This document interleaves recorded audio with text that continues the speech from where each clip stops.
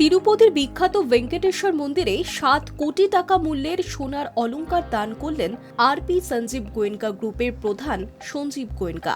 মন্দির কর্তৃপক্ষ জানিয়েছে, এই অলংকার ভেঙ্কটেশ্বর বা বালাজি দেবমূর্তির জন্য নিবেদিত হবে। এই দানের পিছনে একটি পারিবারিক প্রসঙ্গ রয়েছে।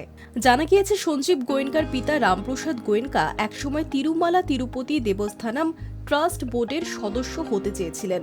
1980 সালে তিনি তৎকালীন প্রধানমন্ত্রী ইন্দিরা গান্ধীর অনুমোদনে সেই পদে নিযুক্ত হন। তবে পরে তিনি সক্রিয়ভাবে বোর্ডে যুক্ত হতে পারেননি।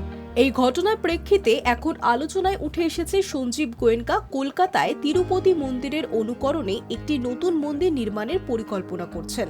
আরপি সঞ্জীব গোয়েঙ্কা গ্রুপের তরফে জানানো হয়েছে, কলকাতার আশেপাশে একটি জমিতে মন্দির তৈরির জন্য পরিকল্পনা চলছে। ইতিমধ্যেই তিরুপতি মন্দির কর্তৃপক্ষের একটি প্রতিনিধি দল কলকাতায় পরিদর্শন করেছে এবং 4টি সম্ভাব্য স্থান পর্যালোচনাও করেছে। সূত্র অনুযায়ী নতুন মন্দিরটি হতে পারে সম্পূর্ণ বেসরকারি অর্থায়নে। এই প্রকল্পে গোয়েঙ্কারা কর্পোরেট স্পেশাল রেসপন্সিবিলিটি বা CSR এর অর্থ ব্যবহার করতে চাইলেও সরকারি নিয়ম অনুযায়ী ধর্মীয় প্রতিষ্ঠান নির্মাণে CSR তহবিল খরচ করা যায় না। টিটিডির হিসেব অনুযায়ী 2023-24 অর্থ বছরে তারা মোট 1031 কেজি সোনা পেয়েছে, যার বাজার মূল্য 773 কোটি টাকা। চলতি বছরে গোয়েঙ্কারা একাই দিলেন 7 কোটি সোনা। এই অলংকার ভেঙ্কটেশ্বরের বিশেষ উৎসব বা পুজোয় ব্যবহার হতে পারে বলে মন্দির সূত্রে জানা যাচ্ছে।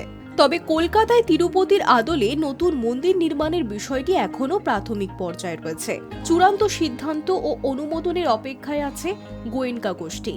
মন্দির নির্মাণ হলে তা দক্ষিণ ভারতের বাইরে ভেঙ্কটেশ্বরের একটি গুরুত্বপূর্ণ উপাসনা স্থল হিসেবে গড়ে উঠতে পারে।